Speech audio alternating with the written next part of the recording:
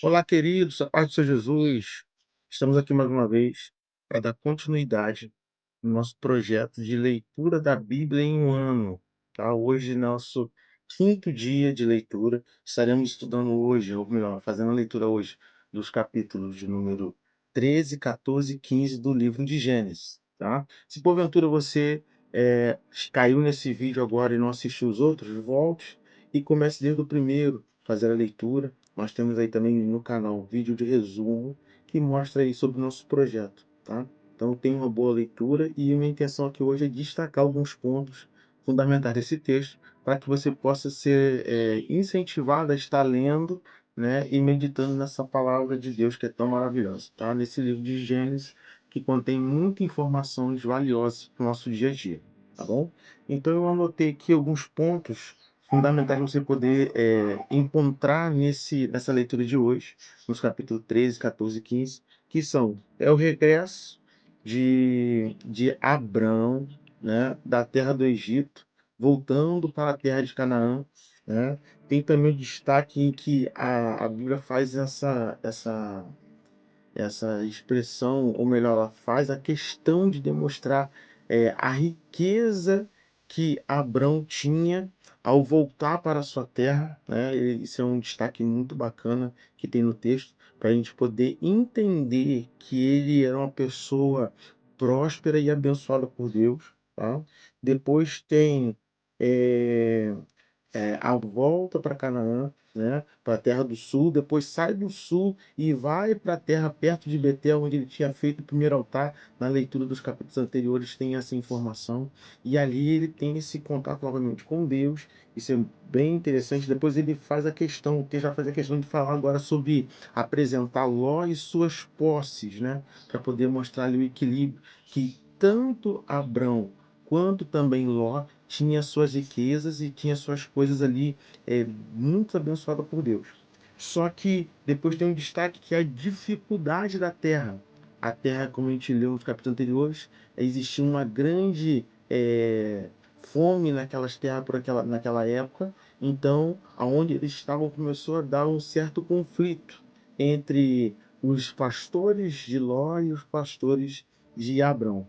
Então vai ter um ponto fundamental em que Abrão vai chamar Ló e vai pensar, olha, nós somos irmãos, que não haja contenta entre eu e você. E aí eu até coloquei aqui um ponto que é o rompimento familiar e a escolha de direção. Né? Você vai observar que Abraão vai ter uma sabedoria em chamar Ló, fazer ali o rompimento familiar, mas tudo debaixo da direção de Deus, tá? E vai deixar Ló escolher. E aqui existe uma coisa muito fundamental, porque quem tinha o direito de fazer a escolha seria Abrão. Mas Abrão, ele dá essa oportunidade para que Ló pudesse escolher.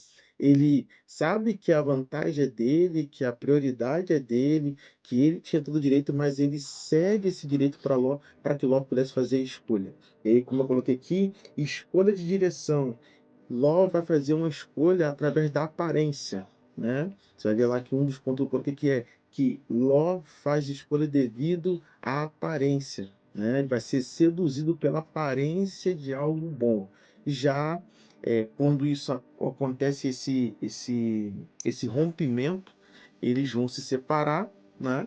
E assim que acontece a separação, a Bíblia vai enfatizar que Ló vai escolher as planícies, a terra, que vão dar até Sodoma e Gomorra, né? E é interessante porque o texto vai dizer assim, antes que Sodoma e Gomorra fosse destruída. Ou seja, quando tem essas referências na Bíblia, que ele vai dizer assim, ó, isso aqui aconteceu antes da destruição, é porque quem está escrevendo já sabe o que vai acontecer no futuro.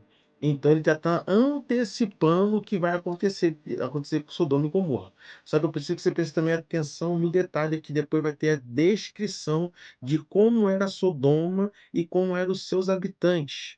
Tá? Observe que o livro de Gênesis ele tem o cuidado de descrever como era essa nação, né? O que eles faziam, como eles faziam. Tá? Então, tem os detalhes sobre Sodoma e Gomorra. Depois que há essa divisão que Ló parte, aí vem um outro ponto muito bacana que é Deus reafirma sua bênção sobre a vida de Abraão. Deus vai chamar Abraão novamente, vai reforçar para ele o compromisso que Deus tinha feito com ele lá no comecinho, quando Deus fez o convite a ele. E é interessante que quando a gente lê no capítulo 12, diz que o Senhor chama ele para sair da terra dos pais dele, total, só que ele está em Padã Arã. Agora, aqui nesse texto aqui, eu quero deixar para você, não vou falar, mas Deus faz um compromisso com ele, dizendo assim: olha, desde quando você saiu de tal lugar. Então, que você possa prestar atenção, que o compromisso não foi firmado com Abraão ali em Padã Arã. Já tinha um histórico anterior a isso. Então, pesquise aí, anote, depois coloque no comentário que cidade é essa que ele tem, que ele recebe essa reafirmação do seu chamado. Tá bom? Depois a gente tem a guerra, né, conhecida como a Guerra dos Quatro Reis contra cinco reis, né? É um, é um conflito que já havia de longa data naquela região, tá? E esse conflito acontece, só que essa guerra atinge indiretamente agora atinge a Ló, que está ali perto dessa região, que é a região de Sodoma, de Gomorra. Essa guerra acontece, atinge a família de Ló, e Ló também é levado preso com as suas riquezas, com sua família, tudo é levado preso a cativo. Só que aí alguém consegue fugir e avisa Abrão. E Abrão, agora que é o terceiro ponto, Abrão ele separa. É, separa ali entre as pessoas que nasceram com ele, que estavam ali no dia a dia com ele, ali, dos seus servos, separa ali homens valentes e vai atrás para poder restaurar, né, trazer novamente essa família de Ló que estava toda perdida ali. Ele consegue resgatar esse povo com apenas 318 homens. Isso aqui, gente, é algo tremendo, porque verdadeiramente é Deus na vida de Abrão, mostrando que Deus está na vida de Abrão.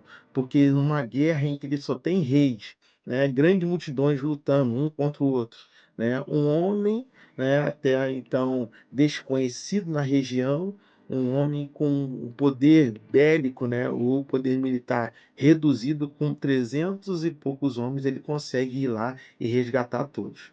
Então é para você poder ver como que Deus está fazendo o nome de Abrão ser conhecido naquela região, né, como um homem que é abençoado por Deus. Tá? Então, Abrão resgata Ló e todos que estavam presos, né? Depois tem um destaque muito interessante, que é o destaque sobre Melquisedeque, rei de Salém. E aí eu preciso que você possa se ater a este nome, Melquisedeque, porque esse nome vai ter uma referência muito linda na linhagem de Jesus. Tá? Quando alguém vai perguntar para Jesus de onde vem o sacerdote dele, ele fala assim: o meu sacerdócio é da linhagem de Melquisedeque.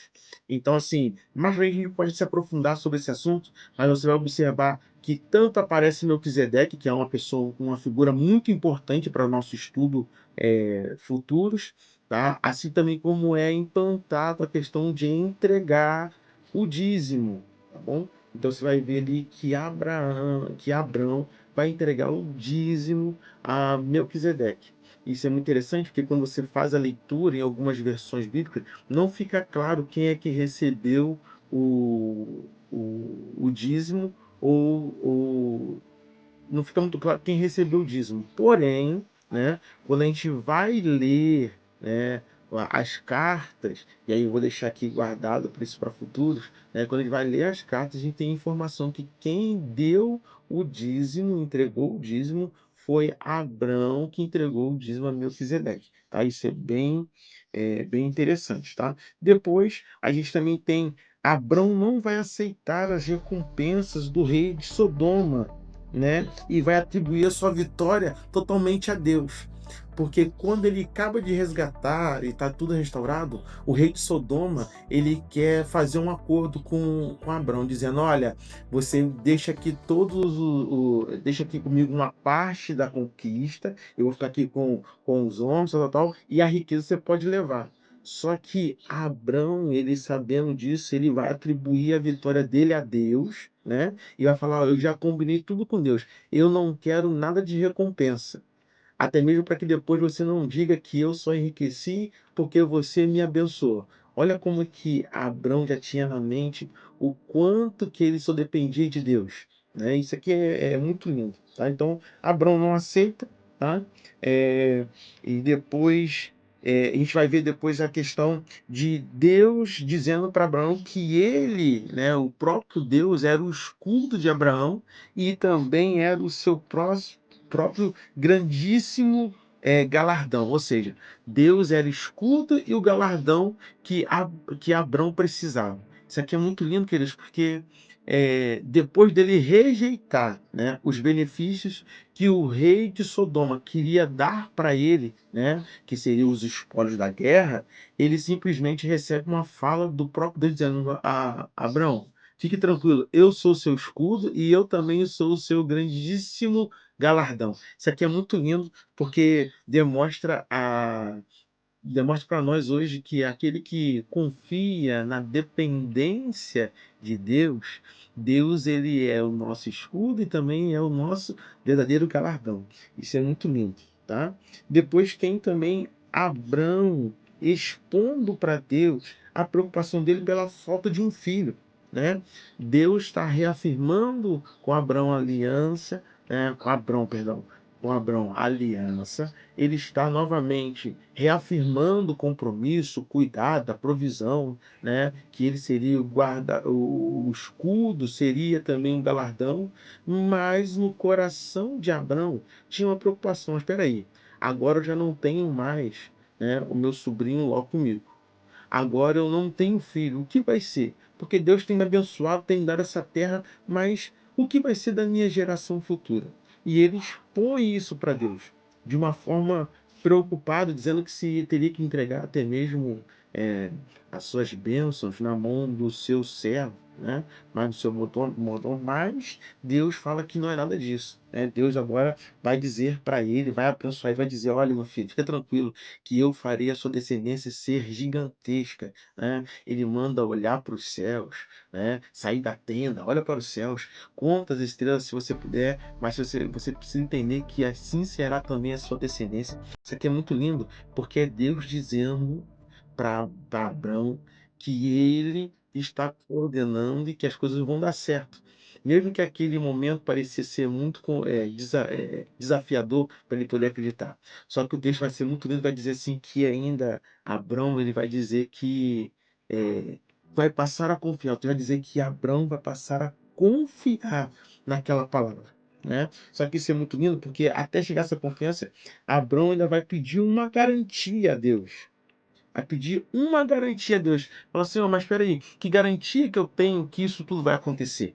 E aí vem um outro ponto fundamental, é que Deus pede para ele fazer um sacrifício específico. E durante ao sacrifício específico, Deus vai revelando a Abrão aquilo que ele vai fazer, né? Ele fala sobre a dificuldade, que o povo será um povo errante, que será um povo escravizado, mas que Deus vai prosperar esse povo, que vai castigar aquele povo que escravizar, que prender, né, a nação que vai vir depois de Abrão. Deus não descreve tudo o que vai acontecer. E depois disso tudo, Deus faz uma nova aliança com Abraão sobre a sua descendência. Isso aqui é muito lindo, porque até então as promessas estavam sendo até Abraão. Abraão é que ia receber, Abraão que iria conquistar, Abraão que iria ver as coisas acontecer. Só que daqui para frente Deus dá a ele uma garantia que não só ele seria coberto pelas bênçãos que vêm de Deus, mas que a sua descendência receberia como garantia a conquista daquela terra e de tudo aquilo que Deus estava fazendo, tá? Queridos, espero que com esse vídeo você possa ser incentivado verdadeiramente a estar lendo o texto, né? Tentando extrair o máximo de conhecimento que você possa dessas informações. Hoje nós lemos o texto do capítulo de número 13 até o capítulo de número 15, tá? Com essas informações. E quero crer que você vai conseguir vencer, tá? Este ano todo fazendo a leitura da Bíblia por completo. E lá no mês de dezembro, no final do ano, nós possamos estar glorificando o Senhor, porque a gente conseguiu fazer a leitura inteira, tá? Fique conosco, fique firme e que Deus possa te abençoar. E até o nosso próximo vídeo, em nome de Jesus.